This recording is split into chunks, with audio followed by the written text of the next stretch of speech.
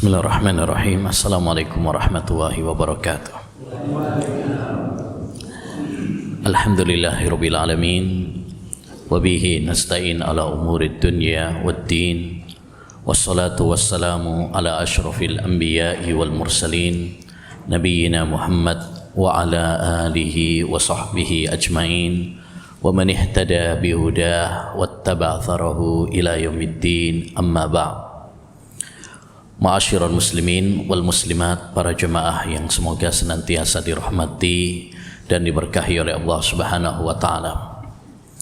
Kita bersyukur kepada Allah Subhanahu wa taala dan memuji Allah Subhanahu wa taala yang telah menghidupkan kita kembali setelah mematikan kita, membangunkan setelah tidur kita, sehingga kita masih bisa bernafas, beribadah, beraktivitas. Semoga kita mengawali pagi ini dengan amal ibadah kepada Allah Subhanahu wa taala sebagai tanda bahwa Allah Subhanahu wa taala memberkahi kehidupan kita. Nabi sallallahu alaihi wasallam pernah mendoakan, Allahumma barik li ummati fi bukuriha. Ya Allah, berkahilah umatku di waktu paginya. Kalau kita di waktu pagi sudah mengawali dengan aktivitas yang bermanfaat seperti salat sunnah subuh yang lebih baik daripada dunia dan isinya, belum lagi salat subuhnya, kemudian kita berzikir kepada Allah Subhanahu wa taala, pengajian seperti ini untuk menambah iman. Tentu semua ini adalah pahala di atas pahala. Kata Nabi alaihi salatu wassalam, man shallal ghadata fi jama'ah summa jalasa yadhkuruha hatta tatlu asy-syams summa shalla rak'atain illa kana lahu ajrun ka ajri hajjatin wa umrah tammah. Barang siapa yang salat subuh secara berjamaah kemudian dia duduk berzikir kepada Allah, dan pengajian seperti ini termasuk zikir kepada Allah. Makanya majelis ilmu disebut majelis zikir. Siapa yang salat subuh secara berjamaah kemudian dia duduk berzikir kepada Allah Subhanahu wa taala sampai terbit matahari, kemudian dia salat 2 rakaat, ini yang disebut dengan salat syuruk, awal waktu salat duha, maka dia akan mendapatkan pahala seperti pahala haji dan umrah, sempurna dan sempurna. Ma'asyiral muslimin wal muslimat rahimani wa rahimakumullah. Sebelum kita masuk pada pembahasan kitab Al-Kabair, saya ingatkan kepada diri saya pribadi dan kepada para jemaah sekalian, insyaallah ta'ala seminggu lagi kurang lebih kita akan menyongsong bulan mulia Dzulhijjah, bulan yang sangat istimewa, bulan di mana Allah Subhanahu wa taala bersumpah dengannya, wal fajr walayalin ashar, demi waktu fajar dan demi 10 awal bulan Dzulhijjah. Bahkan Nabi alaihi salatu wassalam mengatakan, ma min ayyamin al-amalu salihu fiha ahabbu ila Allah min hadhil ayyamil ashr. Tidak ada hari-hari yang lebih indah, lebih dicintai oleh Allah Subhanahu wa taala daripada 10 awal bulan Dzulhijjah. Kenapa? Karena di bulan Dzulhijjah terkumpul amal-amal ibadah yang sangat mulia, seperti puasa, seperti salat Id, kurban, umrah, haji dan lain sebagainya. Juga terkumpul hari-hari istimewa, terutama hari Arafah, hari di mana Allah menyempurnakan agama Islam, hari di mana Allah Subhanahu wa taala membebaskan para hambanya dari neraka, hari di mana Allah mengabulkan doa-doa hamba dan mengampuni dosa-dosa mereka. Juga hari Raya Idul Adha, hari penyembelihan, yang disebutkan oleh Nabi alaihi salatu wassalam, a'zamul ayyami indallah yaumun nahri wa yaumul qar. Hari yang paling mulia di sisi Allah adalah hari penyembelihan, hari Idul Adha. Maka ma'asyiral muslimin wal muslimat rahimani wa rahimakumullah, mari kita menyambut bulan mulia Dzulhijjah dengan penuh semangat, ya, dengan penuh kebeningan hati, ya, semoga Allah mempertemukan kita dengannya, dan semoga Allah Subhanahu wa taala memberikan kekuatan dan kemudahan kepada kita untuk bisa berlomba-lomba di bulan Dzulhijjah ini. Kita optimalkan untuk memperbanyak amal ibadah, amal saleh. Terutama, ya, pertama yaitu puasa mulai tanggal 1 sampai 9, dan lebih khusus lagi yaitu tanggal 9-nya puasa Arafah, yang keutamaannya yukaffirus sanatal madiyah wal qabilah, menghapus dosa-dosa yang lalu dan yang akan datang 2 tahun, ya, padahal puasa hanya sekali, ya, sehari saja. Yang kedua juga adalah, ya, kurban. Nabi SAW selama 10 tahun di Madinah tidak pernah meninggalkan ibadah kurban, karena ini termasuk syiar di antara syiar-syiar agama Islam.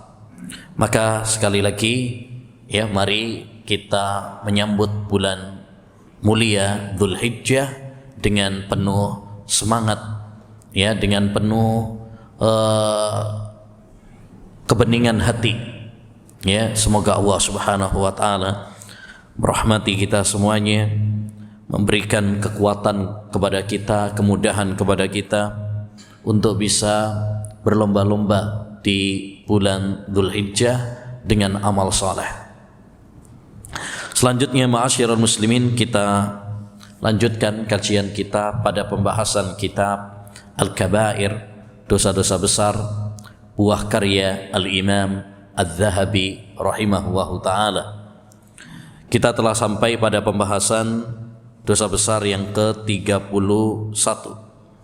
Dan dosa besar adalah dosa yang patokannya setiap dosa yang memiliki hukuman secara khusus di dunia, seperti mencuri dipotong tangannya, seperti berzina, ya, dirajam bagi yang sudah menikah, ya, dan dicambuk bagi yang belum menikah, membunuh dikisas. Ini berarti dosa-dosa besar, ada hukumannya secara khusus di dunia, atau ada ancamannya di akhirat, diancam disiksa di neraka, nggak bakal masuk surga, ya, dilaknat oleh Allah, dimurkai oleh Allah Subhanahu wa taala, dan lain sebagainya. Kata beliau, Al-Kabiratul Hadiyah Wassalasun, dosa besar yang ke-31, adamu at-tanazzuhi minal baul wa huwa syiarun nasara, ya, tidak memperhatikan, ya, kebersihan, kesucian setelah BAB, setelah kencing, ya, wa huwa syiarun nasara, padahal itu merupakan syiar, ciri khas orang-orang Nasrani. Jadi termasuk dosa besar kalau kita tidak memperhatikan kebersihan dan kesucian, terutama setelah BAB. Kenapa? Karena Islam itu mencintai kebersihan, ya. Allah Subhanahu wa taala mencintai kebersihan. Kata Allah Subhanahu wa taala, innallaha yuhibbut tawwabina wa yuhibbul mutatahhirin. Allah Subhanahu wa taala mencintai orang-orang yang bertaubat, kembali kepada Allah Subhanahu wa taala. Ini kebersihan hati, kebersihan batin. Karena dengan taubat, hati ini bersih dari dosa-dosa, jiwa ini bersih dari dosa-dosa. Wa yuhibbul mutatahhirin, dan Allah mencintai orang-orang yang bersih. Kalau taubat itu bersih batinnya, kalau yang kedua mutatahhirin, orang-orang yang bersih, yakni bersih zahirnya. bersih pakaiannya, bersih badannya, bersih lingkungannya, dan lain sebagainya. Makanya para ulama mengatakan kebersihan itu ada dua. Yang pertama adalah kebersihan batin, kebersihan hati, kebersihan jiwa kita. Maka mari kita bersihkan jiwa kita, batin kita dari kotoran-kotoran, kotoran syirik, kotoran bid'ah, kotoran maksiat, ya, dari penyakit-penyakit hati, noda-noda hati. Kita bersihkan. Kita bersihkan dari hasad, iri hati, dengki, sombong, cinta dunia, ya, dan lain sebagainya dari penyakit-penyakit hati. Yang kedua yang perlu kita perhatikan juga adalah kebersihan zahir, luar, ya, kebersihan pakaian kita. Kata Allah Subhanahu wa taala, wasiyabaka fatahhir, dalam surat Al-Mudaththir ayat 4. Pakaianmu wahai Muhammad bersihkanlah. Ini perintah kepada Nabi Muhammad, dan para ulama ahli tafsir mengatakan perintah Allah kepada Nabi Muhammad itu pada hakikatnya perintah juga untuk umatnya. Ya, jadi Nabi diperintahkan oleh Allah SWT untuk membersihkan pakaiannya. Ya, di sini mencakup pakaian tadi, kebersihan zahir dan kebersihan batin. Ya, nah, ini jangan sampai kita memakai pakaian-pakaian yang najis atau terkena percikan-percikan najis, atau pakaian yang kotor, bau, ya, sehingga mengganggu orang-orang di sekitar kita. Yang kedua juga kita memperhatikan kebersihan badan kita, ya, kebersihan badan kita. Itulah kenapa di dalam agama Islam kita disyariatkan untuk mandi. Bahkan ada mandi yang hukumnya wajib. Ya, bahkan mari kita perhatikan juga setiap kali kita sholat kita diperintahkan, diwajibkan oleh Allah untuk berwudu. Berwudu itu juga untuk kebersihan. Bahkan mari kita perhatikan anggota-anggota wudu itu, ya, anggota-anggota wudu adalah anggota yang sering kena kotoran, tangan, muka, kaki. Karena ini yang rawan terkena debu, terkena kotoran, ya, bukan perut atau punggung gitu kan? Kenapa? Karena itu jarang, ya, yang sering aja muka, ya, tangan, ini yang sering. Ini menunjukkan bahwasanya Islam adalah agama yang sangat menekankan kepada kebersihan, baik kebersihan zahir maupun kebersihan batin. Makanya, ma'asyiral muslimin rahimani wa rahimakumullah, kita hendaknya memperhatikan dua kebersihan ini. Jika hanya memperhatikan salah satunya, keliru. Ada orang, yang penting hatinya bersih, lo pakaian mah nggak penting, ya, rumah mah nggak penting, kotor biarin, yang penting hatinya apa? Bersih. Ya, ini keliru. Juga keliru juga kalau kita mengatakan, ya, kalau kita cuma memperhatikan kebersihan zahir saja, pakaiannya begitu rapi, necis, ya, rumahnya begitu kinclong bersih, ya, nah, badannya begitu wangi, tapi ternyata hatinya penuh dengan noda kotoran. Itu juga salah. Lebih salah lagi, udah kotor hatinya, kotor juga, ya, badannya, pakaiannya, dua-duanya kotor. Ini lebih parah lagi. Yang benar bagaimana? Yang benar perhatikan dua kebersihan tadi. Kita bersih, ya, badan kita bersih juga, yaitu hati kita. Baik. Selanjutnya, ma'asyiral muslimin rahimani wa rahimakumullah, beliau membawakan beberapa hadis dari Nabi sallallahu alaihi wasallam Marra Nabi sallallahu alaihi wasallam biqabrain, Nabi sallallahu alaihi wasallam pernah melewati dua kuburan. Ya, dua kuburan. Wa qala innahuma yu'adzabani. Penghuni dua kuburan ini, kata Nabi, sedang disiksa.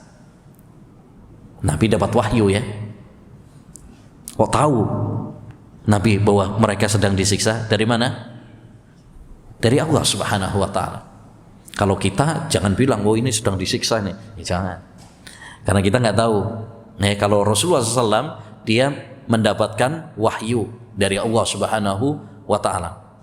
Kalau sekarang kita jangan mengvonis, oh ini sedang disiksa, oh ini sedang mendapatkan nikmat. Karena itu adalah urusan gaib bagi kita. Ya, kita tidak mengetahuinya. Kalau kita bilang, oh ini lagi disiksa, ini suudzon malah. Ya, suudzon. Jadi Nabi SAW mengabarkan kedua penghuni kuburan ini sedang disiksa. Dari mana tahunya? Dari Allah Subhanahu wa ta'ala. Dan ini menunjukkan kepada kita, ma'asyiral muslimin, bahwa azab kubur itu memang ada. Dan ini salah satu aqidatus salaf ashabil hadis, aqidah ahlus sunnah wal jamaah. Kita mengimani bahwa azab kubur, siksa kubur itu memang ada. Ya, hal ini dijelaskan dalam kitab-kitab akidah. Ya, berdasarkan Quran, hadis, bahkan ini menjadi kesepakatan para ulama. Siapa yang tidak percaya tentang azab kubur, maka dia sesat, menyimpang karena menyelisihi Al-Quran dan sunnah Nabi Sallallahu Alaihi Wasallam. Maka hati-hati dari pemahaman sebagian yang mengingkari adanya azab kubur. Ada sebuah buku yang ditulis oleh Agus Mustafa misalkan, tak ada siksa kubur. Nah, tak ada siksa kubur. Ini buku yang mengingkari adanya siksa kubur dengan bahasa yang filsafat, dengan bahasa yang dibikin modern, tapi pada hakikatnya pahamnya daur ulang dari paham-paham dahulu, ya, dari kalangan Jahmiyah, Mu'tazilah yang mengingkari adanya siksa kubur, ya, dengan logika, dengan akal, ya. Maka ini kita harus hati-hati, ya. Ini paham yang sesat. Ya, sebagai orang-orang yang beriman, kita mengimani apa yang ditegaskan oleh Allah dan apa yang ditegaskan oleh Rasulullah SAW dalam hadis-hadisnya yang sahih. Lebih-lebih masalah ini sudah menjadi kesepakatan para ulama. Ya. Kemudian kata beliau, wa ma yu'adzabani fi kabir.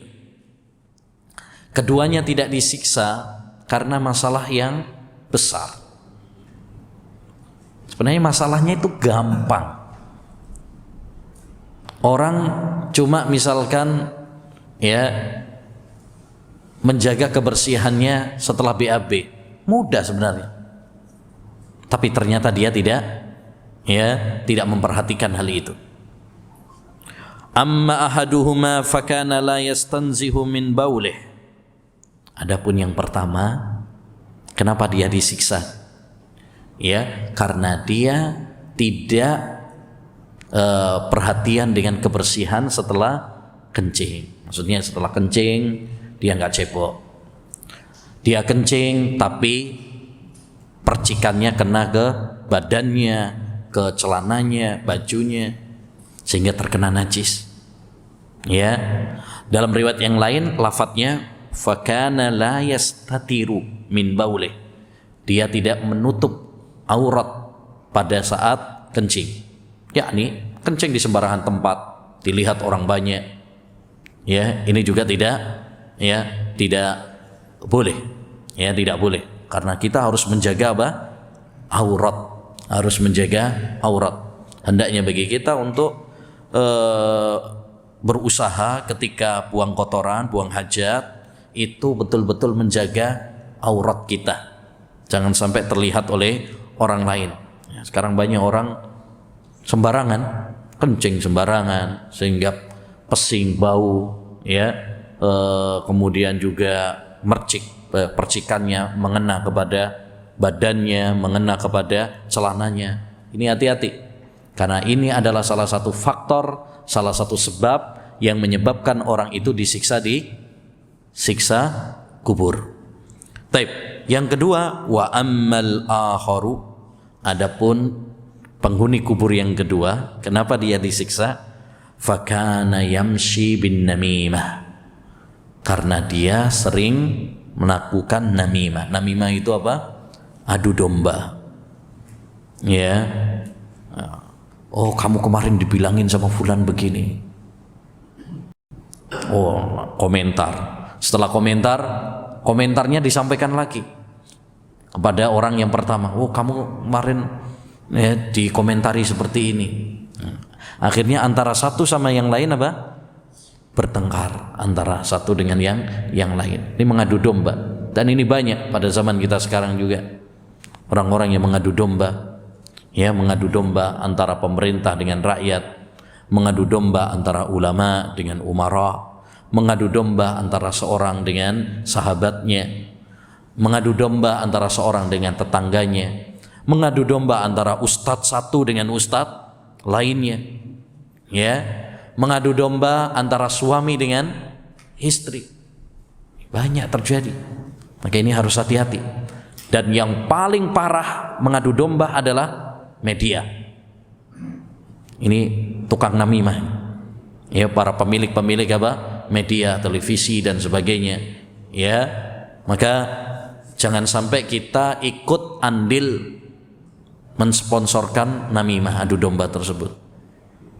Ya, nah, acara gosip, ya, apa namanya, dan lain sebagainya. Ini hendaknya bagi kita untuk apa? Mengingkarinya. Baik. Dari hadis ini dapat kita ambil faedah penting bahwa salah satu sebab orang itu disiksa di neraka, di azab kubur adalah kalau dia tidak perhatian dengan kebersihan. Ya, sehingga terkena najis pakaiannya, ya, badannya. Ini salah satu faktor yang menyebabkan orang disiksa di alam barzah. Ya, di alam barzah.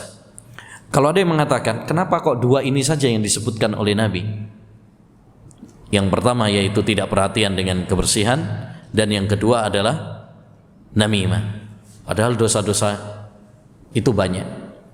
Para ulama menjawab, di antaranya adalah Imam Ibnu Rajab dalam kitabnya Ahwalul Kubur, bahwa ya, kenapa kok yang disebutkan oleh Nabi dua faktor itu saja? Karena dua hal ini adalah jembatan menuju akhirat. Ya, jembatan menuju akhirat. Kita tahu bahwa nanti di akhirat itu yang pertama kali dihisab itu dua hal. Yang pertama sholat, yang kedua adalah masalah nyawa, masalah darah. Ya, besok di akhirat yang pertama kali dihisab oleh Allah itu dua. Pertama masalah sholat, ini hubungan antara seorang hamba dengan Allah Subhanahu wa ta'ala. Yang kedua masalah nyawa, pertumpahan darah. Nah, adapun masalah yang pertama tadi, faktor azab kubur, yaitu tidak menjaga kebersihan. Kenapa? Karena itu adalah sarana menuju sholat. Kita ketika mau sholat itu harus bersih, harus suci. Makanya salah satu syarat sahnya sholat itu apa? Toharah. Kata Nabi SAW, la yakbalullah salata ahadikum idha ahdasa hatta yatawadda. Allah tidak menerima sholat seorang hamba sampai dia berwudu, suci dari hadas besar, suci dari hadas kecil.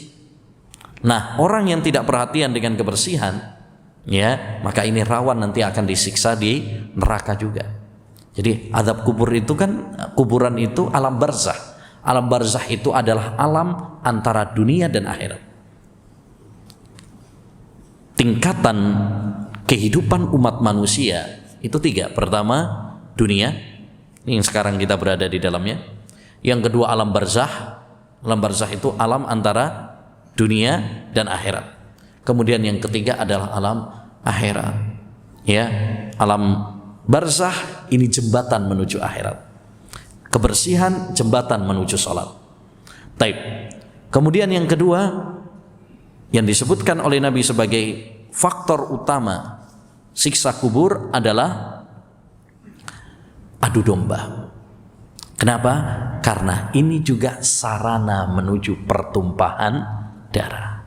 Dengan sebab adu domba, dengan sebab provokasi, terjadilah pembunuhan, terjadilah pertumpahan darah. Ya, makanya Nabi menyebutkan dua hal ini karena ini adalah sarana menuju ya akhirat. Taib. Kemudian hadis yang kedua yang beliau bawakan dari hadis Anas bin Malik, semoga Allah Subhanahu wa taala meridhoinya, qal tanazzahu minal baul. Kata Nabi sallallahu alaihi wasallam, ya, perhatikan kebersihan kalian setelah kencing. Fa inna amata adzabil qabri minhu, karena kebanyakan siksa kubur itu disebabkan karena orang tidak memperhatikan kencingnya. Tidak memperhatikan kencingnya itu, satu bisa jadi kencingnya dia sembarangan tempat, ya, tidak tertutup auratnya, ya. Yang kedua, tidak memperhatikan kebersihannya. Habis pipis nggak cebok, ya, atau pas pipis percikannya kemana-mana, mengena kepada badannya, mengena kepada pakaiannya dan lain sebagainya, sehingga berefek kepada keabsahan dalam sholatnya. Makanya kata beliau, man lam yahtaris minal bauli fi badani wa siyabih fa salatuhu ghairu maqbulah. Ya, barang siapa yang tidak menjaga kebersihan setelah kencing sehingga air kencing tersebut mengena pada badannya, pakaiannya, sholatnya nggak diterima. Kenapa? Karena najis. Kita tahu air kencing itu termasuk najis. Maka seorang harus perhatian, hati-hati. Ya, dia harus menjaga kebersihan pakaiannya, kebersihan badannya. Jangan sampai terkena percikan-percikan apa? Ya, kencing. Karena itu termasuk najis. Ya, termasuk najis. Baik. Selanjutnya, al-kabiratus tsaniyah wa tsalathun. Dosa besar yang ke-32. Al-makkas. Al-makkas. Al-makkas yaitu orang yang mengambil peti dari manusia. Kalau sekarang pajak, ya. Nah ini. Wa huwa dahilun fi qaulihi ta'ala. Ini masuk di dalam firman Allah Subhanahu wa taala. Innamas sabilu 'alal ladzina yadhlimuna an-nas wa yabghuna fil ardi bighairil haqq ulaika lahum adzabun alim. Sungguhnya jalan itu bagi orang-orang yang zalim kepada manusia dan orang yang mengambil ya pajak dari manusia. Ini termasuk kezaliman, ya, termasuk kezaliman kepada manusia. Wa yabghuna fil ardi bighairil haqq, dan mereka menginginkan di muka bumi ini ya kerusakan. Ulaika lahum adzabun alim, dan bagi mereka adalah azab yang pedih. Allah mengancam dalam ayat ini orang-orang yang berbuat zalim. Dan salah satu perbuatan zalim adalah mengambil harta manusia tanpa alasan yang hak. Ya, tanpa alasan yang hak. Allah berfirman, ya ayyuhalladzina amanu la ta'kulu amwalakum bainakum bil batil. Wahai orang-orang yang beriman, jangan kalian mengambil harta-harta kalian, harta-harta manusia dengan cara yang batil, yakni dengan cara yang haram, yang tidak diizinkan oleh Allah Subhanahu wa taala. Kalau kita mengambil harta manusia itu dengan cara yang diizinkan, seperti zakat misalkan, ya, atau sedekah, wakaf, ya, infak, silahkan. Karena itu diizinkan, bahkan dianjurkan oleh Allah Subhanahu wa taala. Tapi kalau kita mengambil harta manusia dengan cara yang tidak benar, seperti menipu, ya, riba, termasuk diantaranya tadi yaitu apa? Pajak, ya, ini termasuk kezaliman, ya, kezaliman kepada manusia. Terus ya apa Ustaz? Ini adalah aturan negara, ya. Karena itu adalah kezaliman, maka ya yang nanggung dosa adalah orang yang membuat peraturan yang mewajibkan ya, yang memungutnya dari manusia. Adapun rakyat, ya, maka hendaknya bersabar, ya, dan memohon kepada Allah Subhanahu wa taala agar Allah Subhanahu wa taala mengembalikan haknya di akhirat. Ya, karena Nabi SAW mengabarkan bahwa nanti akan ada pemimpin-pemimpin yang zalim, ya, pemimpin-pemimpin yang mengambil harta dengan cara yang tidak benar, ya, tapi sabarlah kalian, tunaikan hak mereka, tunaikan hak mereka, dan mintalah kepada Allah hak kalian nanti di akhirat, ya, di akhirat. Demikian juga kata Nabi SAW, wa fil hadisi fi zaniya allati tahharat nafsaha birrajm, dalam sebuah hadis tentang seorang wanita yang berzina di zaman Nabi SAW, kemudian dia minta untuk membersihkan dirinya dengan cara dirajam. Jadi ada seorang wanita berzina di zaman Nabi, kemudian dia datang kepada Nabi, dia ingin bersih dari dosa. Caranya apa? Minta untuk ditegakkan hukum rajam, karena hudud, hukuman itu bisa membersihkan orang dari dosa-dosa. Dan ini Masya Allah luar biasa. Sekarang mana ada orang kemudian ngaku saya telah berzina, tolong hukum saya. Ya, tapi ini dia datang menyesal dan dia minta agar apa? Dibersihkan dari dosa-dosa. Nah, kata Nabi SAW, ketika ada orang yang menghina dia, ya, wanita nakal, wanita kotor, ya, maka Nabi SAW mengatakan, laqad tabat taubatan law tabaha sahibu maksin la ghufira lah laqubilat min. Wanita ini, makanya kita kalau ada orang yang sudah berbuat maksiat tapi dia sudah bertobat, nggak boleh kita celah, nggak boleh diungkit-ungkit lagi yang dulu-dulu. Kalau dia sudah bertobat, sudah, kita doakan semoga Allah SWT menerima apa? Taubatnya. Semua kita punya masa lalu yang kelam. Kita semuanya banyak dosanya. Ketika ada orang, ya, yang bertaubat kepada Allah Subhanahu wa taala, doakan. Enggak boleh kita mencelanya. Seperti ini, ada seorang berzina kemudian dia dirajam, ada sebagian orang kemudian mencelanya. Maka Nabi mengingatkan, enggak boleh. Dia sudah bertaubat dengan taubat. Andaikan tukang pajak bertaubat, maka dia akan diterima oleh Allah Subhanahu wa taala, diampuni oleh Allah Subhanahu wa taala. Di sini dikatakan pemungut pajak bertaubat. Berarti apa?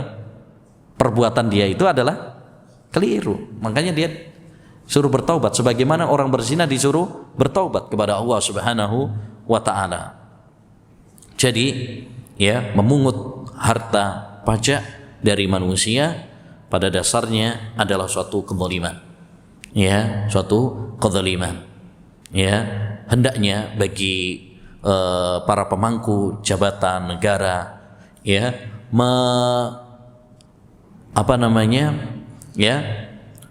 memanfaatkan, ya, potensi-potensi ekonomi, ya, yang sudah diizinkan oleh syariat, seperti wakaf, zakat, infak, sedekah, dan lain sebagainya. Ya, ini yang harus dikembangkan sehingga perekonomian kita perekonomian sesuai dengan Islam, sehingga memberikan keberkahan, ya, memberikan keridhaan dari Allah Subhanahu wa taala yang berasaskan keadilan, ya. Nah, kata beliau, wal makasu fihi sabahun min qati'it thariq. Orang yang memungut pajak itu, ya, menyerupai qati'ut thariq, begal. Ya, kalau begal merampas dengan cara kasar, kalau ini ngambil harta orang tapi dengan cara yang halus, sama-sama pemaksaan sebenarnya. Ya, cuma caranya lebih apa? Halus. Ya, halus. Kalau begal preman, kalau ini pakai dasian. Taib. Nas'alullahal afiyah fid dunya wal akhirah bimannihi wa karamih innahu ala kulli syai'in qadir. Kita mohon kepada Allah Subhanahu wa taala ya agar Allah menyelamatkan kita di dunia dan di akhirat. Baik. Selanjutnya dosa besar yang ke-33, al-kabiratus salisatu wassalasun. Dosa besar yang ke-33, ar-riya wa huwa minan nifaq. Ya, termasuk dosa besar yang ke-33 adalah ar-riya. Riya. Apa itu riya? Riya adalah seorang ya beribadah, melakukan amal dengan tujuan, dengan niat supaya dilihat sama orang. Jadi dia menampakkan, memoles amal perbuatannya, memperindah ibadahnya supaya dilihat sama orang banyak. Dan ini termasuk dosa besar dan termasuk syirik kecil. Ya, syirik kecil itu adalah sarana menuju syirik besar. Nah, ini bahaya. Kata Allah Subhanahu wa taala dalam Al-Qur'an, demikian juga Nabi sallallahu alaihi wasallam ya memberikan kepada kita ancaman bagi orang-orang yang beribadah dengan riya. Kata Allah Subhanahu wa taala mensifati orang-orang munafik. Dalam surat An-Nisa ayat 142, yura'unan nas wa la yadhkuruna Allaha illa qalila. Orang-orang munafik itu adalah orang-orang yang riya kepada manusia. Dia beramal untuk dipuji oleh manusia. Wala yadhkuruna Allaha illa qalila, dan mereka tidak mengingat Allah kecuali sedikit, jarang-jarang. Yang sering diingat adalah manusia, dunia, ya, itu orang-orang munafik. Nah, dalam ayat ini Allah menyebutkan bahwasanya riya adalah sifatnya orang-orang munafik. Ya, riya itu adalah salah satu sifatnya orang-orang munafik karena mereka beramal untuk manusia, untuk mendapatkan pujian, bukan karena Allah Subhanahu wa taala. Makanya sholat yang paling berat bagi orang munafik itu apa? Sholat subuh sama sholat isya. Kenapa? Karena sholat subuh sama sholat isya itu gak ketahuan banyak orang. Apalagi zaman dulu Pak ya. Apalagi zaman dulu belum ada listrik, lampu terang kayak sekarang, gelap. Sedangkan orang-orang munafik mereka cari pujian. Subuh kau nak sengket, gak ada yang lihat aja kok. Ya, isya juga demikian. Mereka beramalnya untuk manusia. Makanya pembeda antara orang munafik dengan sahabat Nabi Shallallahu Alaihi Wasallam itu masalah hati. Masalah hati.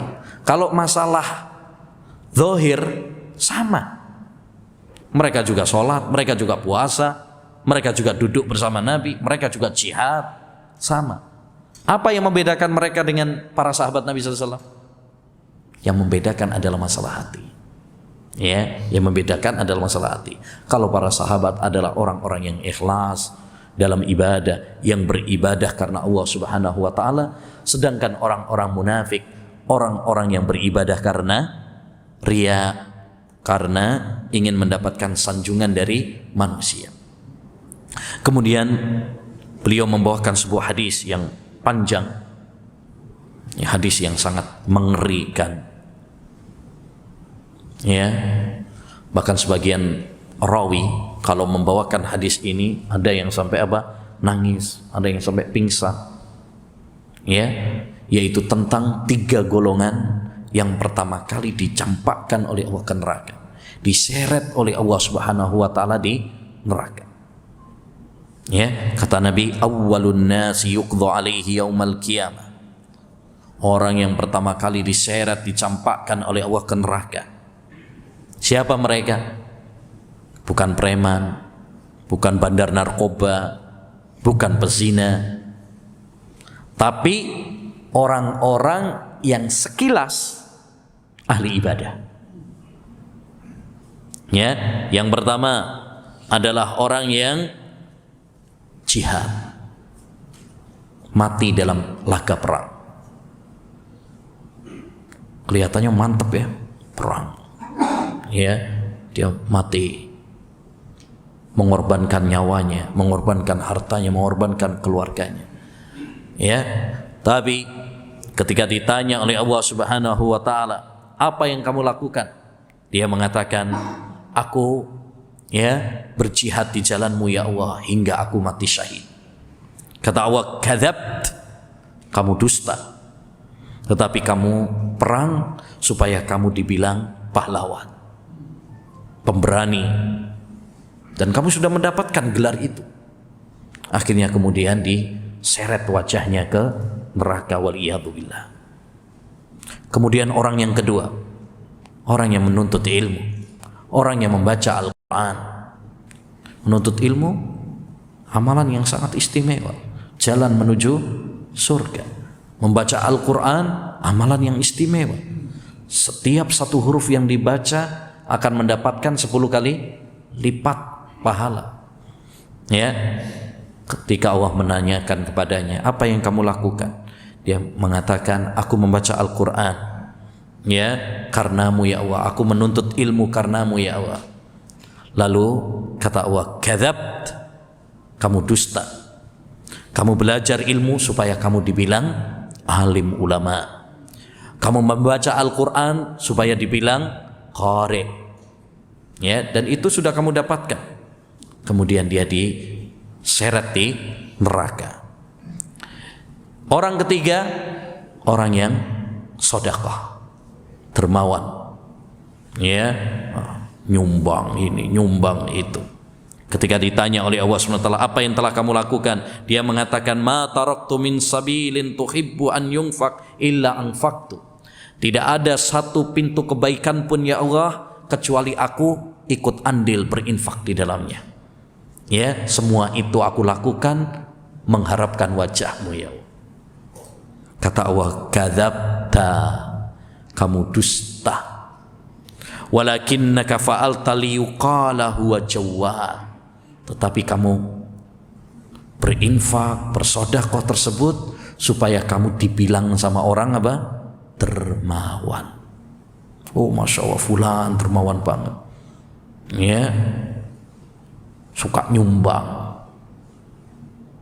Masjid disumbang, ini disumbang, semuanya dia ya sumbang. Akhirnya kemudian dia diseret ke neraka. Waliyadzu billah. Jadi kalau kita lihat tiga golongan ini, orang-orang yang secara zahirnya melakukan apa? Amal-amal istimewa. Orang yang jihad, orang yang menuntut ilmu, membaca Quran, orang yang ya sedekah. Ini amal-amal istimewa. Tapi kenapa justru para pelakunya diseret ke neraka? Gara-gara enggak ikhlas. Gara-gara ria, mereka beramal untuk mendapatkan pujian. Makanya ma'asyiral muslimin, hal yang paling penting untuk kita lakukan di dalam beribadah adalah meluruskan niat. Dan ini bukan perkara yang mudah. Ini yang paling berat. Syarat diterimanya amal ibadah itu apa? 2. Pertama, ikhlas. Yang kedua, ittiba. Hal yang paling berat itu justru ikhlas. Karena godaan setan sangat kuat. Kata Sufyan Ats-Tsauri rahimahullah, tidak ada yang lebih berat bagi saya daripada menata niat. Setiap kali aku tutup pintu riya, muncul dari lubang yang lain. Muncul dari lubang yang lain. Berat ikhlas itu. Ya, maka kita harus berupaya supaya kita bisa ikhlas lillahi jalla wa ala. Seorang ulama pernah mengatakan, inna a'malakum qalila fa ahlisu fi hadzal qalil. Amal kalian itu sedikit, maka ikhlaskan ya pada amal kalian yang sedikit. Amal kita ini enggak banyak, maka kita harus berusaha untuk mengikhlaskan pada amal kita yang sedikit ini.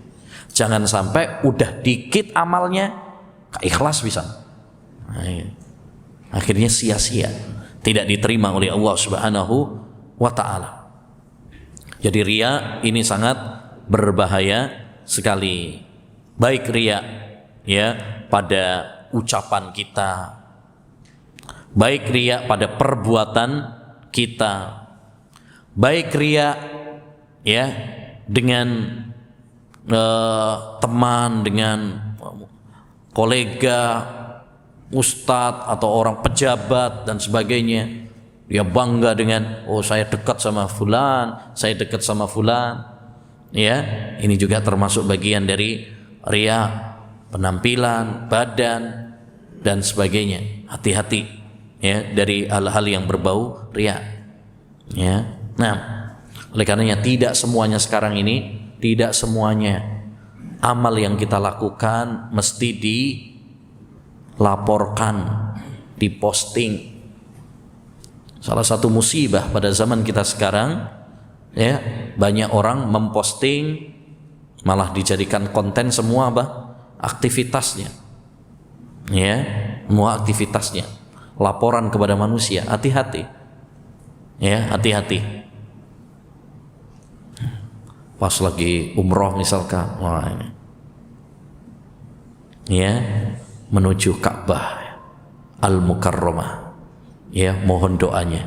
Nah, maksudnya bagus, tapi kita nggak tahu hati orang.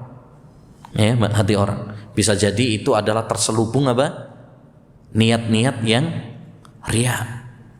Ya. Nah, demikian juga mungkin foto, apalagi kalau sudah umroh atau haji, kadang foto misalkan nanti di share. Ya, sedang di Ka'bah misalkan. Wah, ana pernah lihat sendiri saat di Masjidil Haram. Ada orang nyuruh temannya moto, ya ambil mushaf, ya kayak Ka'bah gini, ya, suruh moto. Habis itu taruh lagi mushafnya. Kayak tinggal gaya-gayaan tak? Ya. Nah, ini kan berbahaya, seperti ini berbahaya, bisa merusak keikhlasan kita dalam ibadah kepada Allah Subhanahu wa taala. Tentu kita nggak bisa memvonis oh ini riya atau ya, tapi ini sangat berbahaya.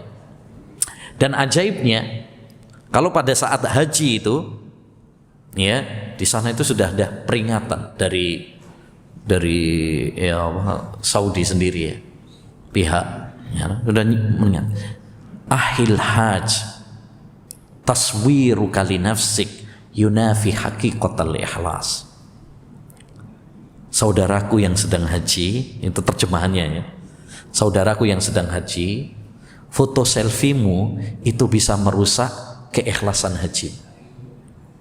Ya, namun kadang-kadang kita nggak ngerti artinya, ya. Akhirnya, ya tetap aja. Malah mungkin dari backgroundnya itu tulisannya. Nah, jadi maksudnya ya tentu kita tidak, sekali lagi ini bukan memvonis orang, setiap orang yang begitu berarti nggak ikhlas, enggak. Tapi kita harus khawatir. Kita harus takut kepada Allah Subhanahu wa taala. Ya, tidak semua amal-amal ibadah kita pamerkan, ya, kita pamerkan, kita publis, ya. Hendaknya bagi kita berusaha untuk merahasiakan, karena kalau kita publis kita nggak merasa aman dengan hati kita ini, ya. Dahulu para ulama, diantaranya sahabat Zubair bin Awam, salah satu 10 sahabat yang dijamin masuk surga ya. Beliau pernah berpesan, man istata'a minkum an takuna lahu khabi'atun min amal falyaf'al. Siapa di antara kalian yang bisa memiliki amalan rahasia, lakukanlah. Jadi usahakan kita itu punya amalan rahasia yang tidak diketahui banyak orang. Bahkan kalau bisa istri, anak-anak kita juga nggak tahu. Itu dulu para ulama seperti itu. Mereka berupaya merahasiakan amal-amal perbuatannya. Ya. Karena enggak, dikit-dikit pamer, dikit-dikit disampaikan. Nah, ini bisa merusak keikhlasan hati kita, ya.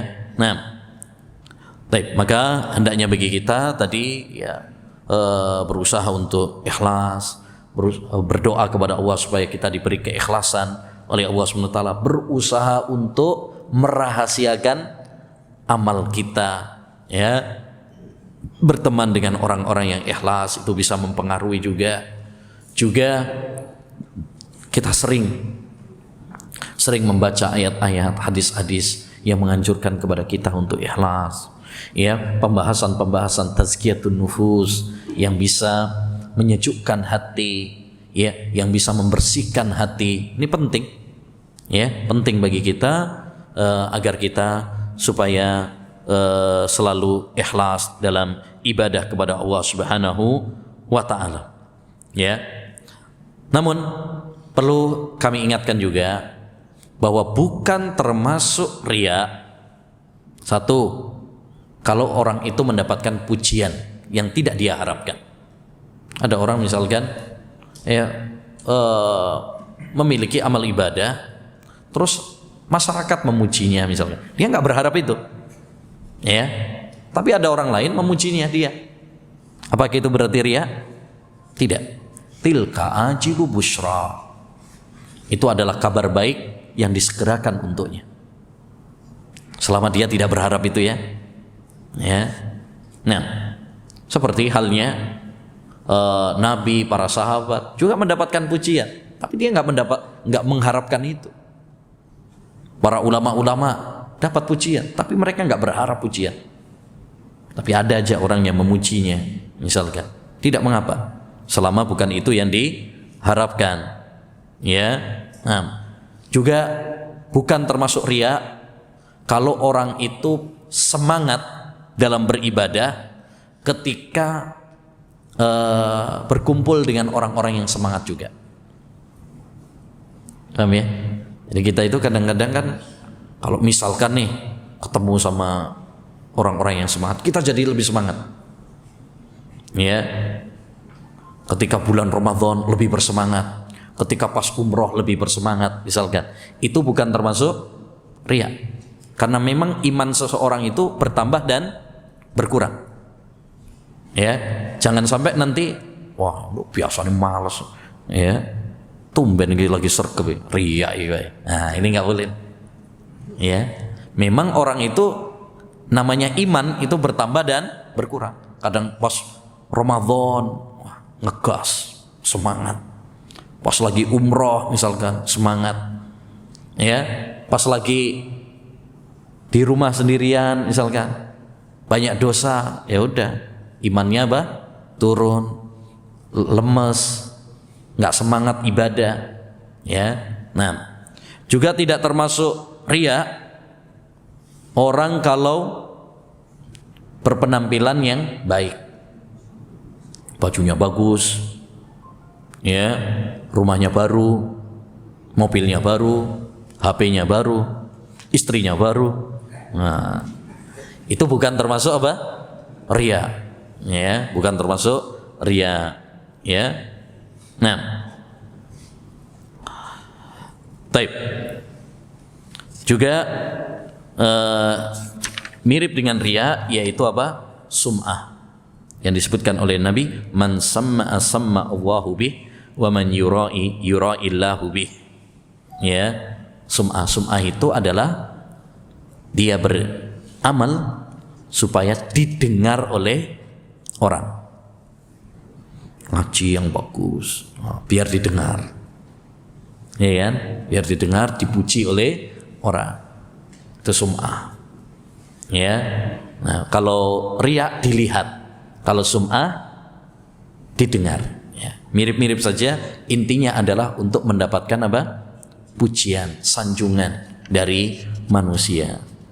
Intinya, ma'asyiral muslimin, termasuk dosa besar yaitu riya, ya, yaitu beribadah dalam rangka supaya dilihat oleh orang, mendapatkan sanjungan, pujian dari orang. Padahal kita dalam beribadah kepada Allah Subhanahu wa taala harus meluruskan niat, ikhlas karena Allah Subhanahu wa ta'ala. Karena ini syarat sahnya diterimanya amal ibadah, yaitu ikhlas karena Allah Subhanahu wa ta'ala. Maka seorang muslim harus terus berupaya ya bagaimana dia ikhlas dalam ibadah kepada Allah Subhanahu wa ta'ala. Banyak doa supaya kita ikhlas, banyak doa supaya amal ibadah kita diterima ya. Kemudian juga berusaha tadi merahasiakan amal ibadahnya ya. Kemudian juga yang ketiga, sering membaca ayat-ayat dan hadis yang menganjurkan ikhlas, melarang, mewanti-wanti dari riya. Juga ya bergaul dengan orang-orang yang ikhlas. Karena sahabat, teman itu sangat memiliki pengaruh. Kalau kita berteman dengan orang-orang yang ikhlas, insya Allah kecipratan apa? Ikhlas juga. Nah, saya kira itu yang bisa kita bahas pada kesempatan yang berbarokah ini. Kita mohon kepada Allah Subhanahu wa ta'ala agar Allah Subhanahu wa ta'ala menjauhkan kita semuanya dari dosa-dosa, baik dosa besar maupun dosa kecil. Dan kita mohon kepada Allah Subhanahu wa ta'ala agar Allah Subhanahu wa ta'ala mengampuni dosa-dosa kita. Ya, kembali saya ingatkan ya, insyaallah seminggu lagi kita menyongsong bulan Dzulhijjah. Mari kita muliakan dan mari kita bersemangat berlomba-lomba ya ibadah di bulan Dzulhijjah. Terutama yang saya tekankan adalah puasa Arafah. Ya, karena ini kesempatan yang langka. 1 hari tapi menghapus dosa 2 tahun, Pak. Ya, 2 tahun. Ya, ini kesempatan yang langka. Makanya dulu sebagian ulama walaupun safar itu tetap puasa. Padahal kalau Ramadan dia safar nggak puasa. Ketika ditanya, kenapa Ramadan mokel kalau safar, kalau Arafah, Asyura kok tetap lanjut apa? Puasa. Dia jawab, kalau puasa Ramadan terus kita safar itu masih bisa diganti pada hari yang lain. Tapi kalau Arafah lewat, nah udah, ya nggak bisa diganti lagi. Eman, sayang katanya beliau. Ya, maka mari kita berupaya untuk beribadah kepada Allah Subhanahu wa ta'ala, berlomba-lomba di dalam kebaikan. Saya kira itu yang bisa disampaikan. Ya, kurang lebihnya mohon maaf. Wassallallahu wasallam ala nabiyina Muhammad wa ala alihi wa sahbihi ajmain. Ada pertanyaan? Ada.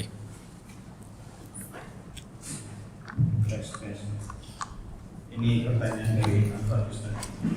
Assalamualaikum warahmatullahi wabarakatuh. Waalaikumsalam. Sekarang kan ada beberapa kepala daerah yang membuat kebijakan bahwa semua pendapatan yang diterima oleh ASN dipotong 2,5% dengan alasan untuk zakat penghasilan. Hukumnya wajib dan langsung dipotong selain potongan pajak rutin 5 dan 15%, tergantung golongan dengan dalih yang akan diberikan kepada masyarakat miskin. Apakah itu termasuk memungut harta manusia dengan cara batil? Syukran. Baik, zakat itu ada aturan-aturannya. Ya, zakat itu ada aturannya. Di antara aturannya adalah nisab dan haul. Nisab itu adalah suatu takaran, ya, di mana kalau harta kita mencapai batas tersebut berarti sudah wajib untuk dizakati. Kalau belum mencapai pada batas tersebut berarti nggak wajib dizakati. Adapun yang kedua haul. Haul itu artinya harta ini berputar selama 1 tahun, ya. Misalkan ada orang punya uang, ya, anggaplah nisab zakat harta itu sekitar ya 85 gram misalkan, sekitar ya anggaplah 50-an juta misalkan ya. Ya, 50 juta. Uang 50 juta ini kita tunggu sampai setahun. Kalau setahun dia masih punya uang 50 juta tersebut, bahkan mungkin lebih, berarti wajib untuk dikeluarkan ya zakat. Tapi kalau ternyata dipakai bangun rumah, itu malah kurang malah. Ya, mungkin beli sepeda motor, beli ini, beli itu dari kebutuhan manusia, habis, sehingga pada tahun depan nggak punya uang tersebut, berarti nggak wajib zakat. Nggak wajib zakat. Yang kita maksud adalah bahwa zakat itu punya aturan-aturan. Ada aturan nisab, ada aturan apa? Haul. Sehingga hanya diwajibkan bagi yang mampu, yang memenuhi syarat. Oleh karenanya nggak bisa kemudian langsung kemudian dipotong, ya, dengan alasan ini zakat profesi misalkan, ya, ini termasuk kedzaliman. Karena setiap orang belum tentu memenuhi nisab dan haul. Ya, mungkin dia gajinya gede tapi kebutuhannya juga besar. Siapa yang tahu? Orang mungkin gajinya gede ya, tapi kebutuhan dia juga banyak, tanggungan dia juga banyak. Ya, mungkin misalkan dia gajinya masya Allah ya 20-an juta misalkan, tapi tanggungan dia juga banyak. Ya, anaknya sekolahnya kuliah habis banyak sekarang. Ya, belum kebutuhan ini, kebutuhan itu. Mungkin kalau nanti bersih ya nggak nyampe. Ya, nggak nyampe. Apa namanya? Nisab apa? Zakat tersebut. Jadi tidak boleh kita kemudian apa? Memungut setiap bulan sebagai zakat apa? Profesi dan sebagainya. Itu termasuk kedzaliman. Termasuk kedzaliman, mengambil harta dengan cara yang haram.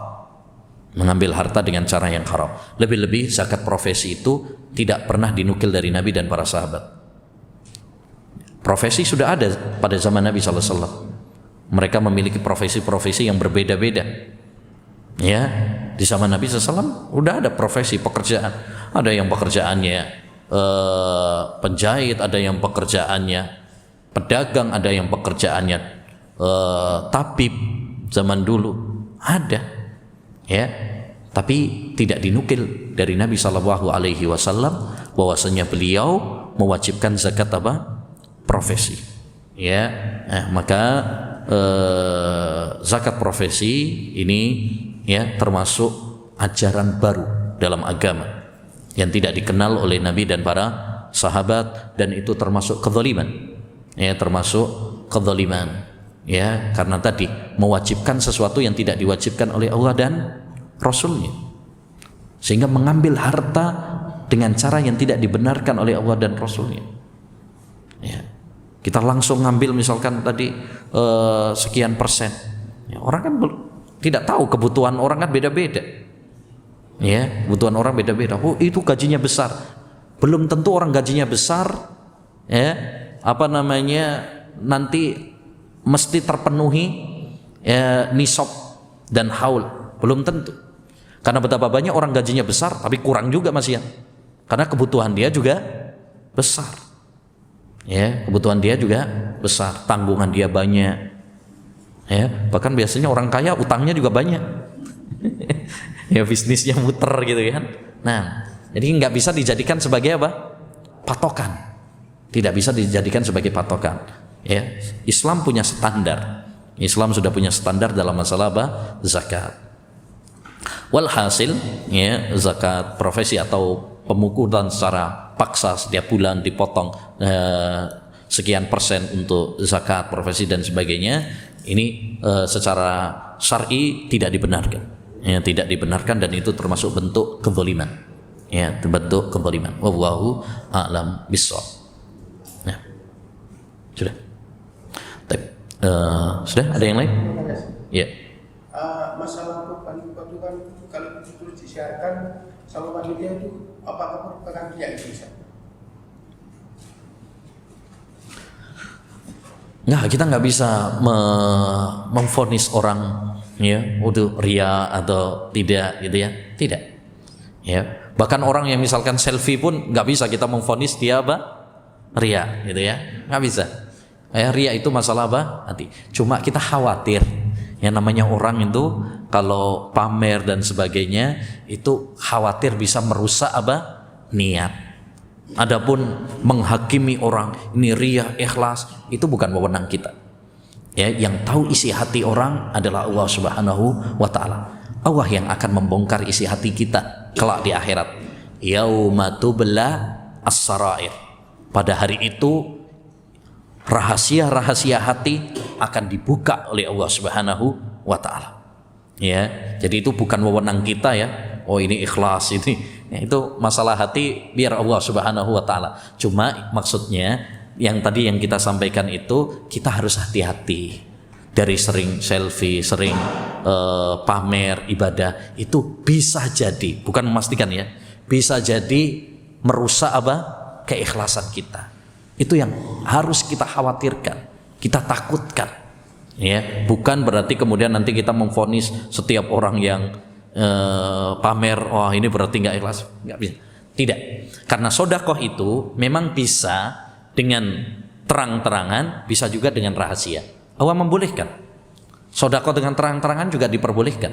Cuma yang lebih bagus adalah secara rahasia. Kalau seorang merahasiakan sedekahnya itu lebih utama.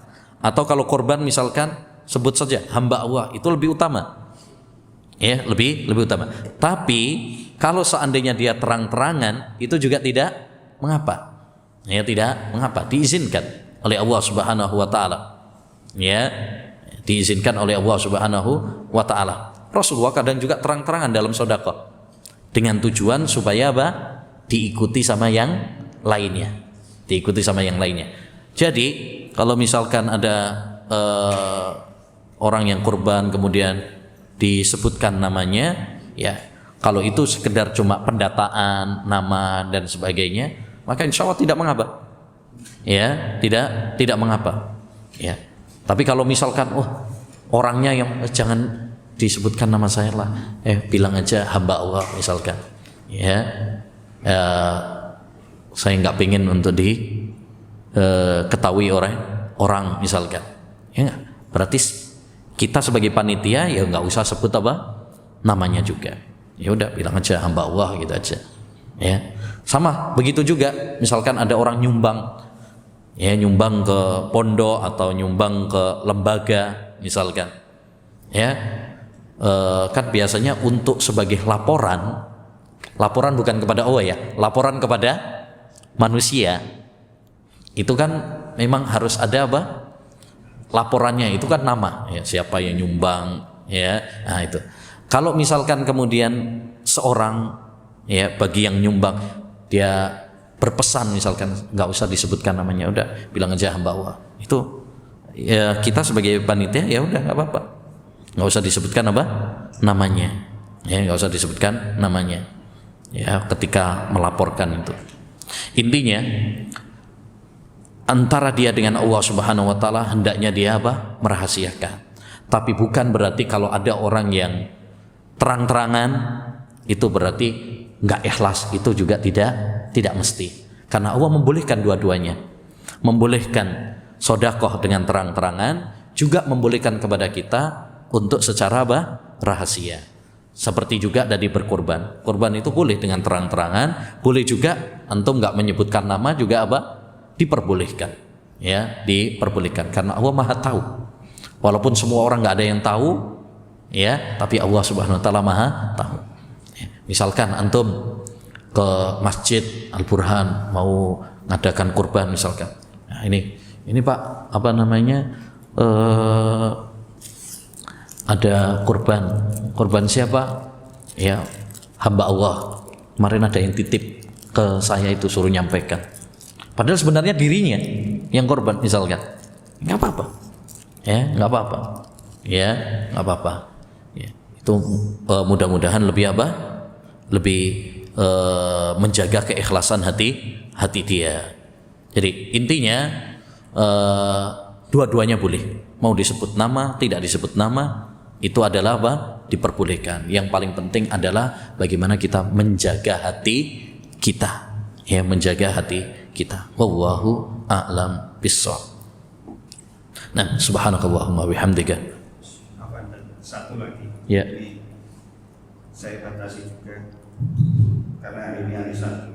Ini dari apa? Apakah sah sholat kita ketika di tengah-tengah sholat timbul agak ria? Apakah harus mengulangi kembali sholat kita? Tengah-tengah sholat ria, ya. Tengah-tengah sholat ria, ada orang misalkan datang gitu kan, ada orang datang yang awalnya tadi ikhlas, ternyata mertuanya datang misalkan, atau tetangganya atau bosnya, langsung diapi sholatnya. Nah, apakah seperti ini membatalkan sholat? Ya, tergantung. Ya, tergantung. Kalau dia berusaha untuk menangkisnya, ya, dia berusaha untuk melawannya, maka tidak mengapa. Ya, dan itu tidak termasuk riya. Namanya godaan setan. Setan itu paling nggak seneng memang kalau kita itu ibadah ikhlas, dia akan menyerang kita. Itu sudah pasti. Makanya kita harus jihad melawan godaan-godaan setan. Ya, disuruh oleh Allah ta'awud, berlindung kepada Allah dari godaan setan. Ya, bahkan kalau masih disuruh untuk meludahi ke kiri. Itu untuk mengusir godaan-godaan setan. Ya, untuk mengusir godaan-godaan setan. A'udzubillahi minasyaitonirrajim. Dia lawan. Maka ini tidak mengapa. Tapi kalau dia kemudian timbul riya, ya, loss, ya, dibiarin aja, malah mungkin disetujui, lah berarti ini memang dia pengen untuk apa? Riya. Dan nanti berarti hukumnya riya, tidak diterima oleh Allah SWT amal ibadahnya. Ya, bukan berarti batal ya. Batal itu maksudnya dia harus ngulang, tidak. Ya, tidak. Tapi ya, dia batal sebagai pahala. Tidak diterima oleh Allah Subhanahu wa taala sebagai pahala sholat. Jelas ya? Kalau kita batal maksudnya batal di dunia, berarti dia harus ngulang itu. Ya, tapi maksudnya batal di sini batal sebagai pahala di sisi Allah Subhanahu wa taala. Ya, sebagai pahala di sisi Allah Subhanahu wa taala. Jadi orang yang di tengah-tengah melakukan amal ibadah, ya, melakukan amal ibadah ketika tengah-tengah sholat, ya, tadi diperinci oleh para ulama. Kalau dia sudah berusaha melawannya, dia berusaha untuk menangkisnya, ya, maka tidak mengapa. Tidak mengapa. Dia tetap dianggap sebagai orang yang ikhlas. Tapi kalau dia nyerah, loss, ya, malah pasrah, ya, maka ini termasuk hukum riya. Ya, termasuk hukum riya. Dan itulah yang disebutkan oleh Nabi tentang orang-orang munafik. Orang munafik itu adalah orang-orang yang awalnya sholat, tapi kalau dilihat oleh orang, dia apa? Menghiasi, ya, menghiasi, memperindah sholatnya. Nah, ini nggak boleh. Ya, ini nggak boleh. Kita harus berusaha untuk melawan godaan-godaan setan. Nah, subhanakallahumma bihamdika asyhadu an la ilaha illa anta astaghfiruka wa atubu ilaik. Assalamualaikum warahmatullahi wabarakatuh.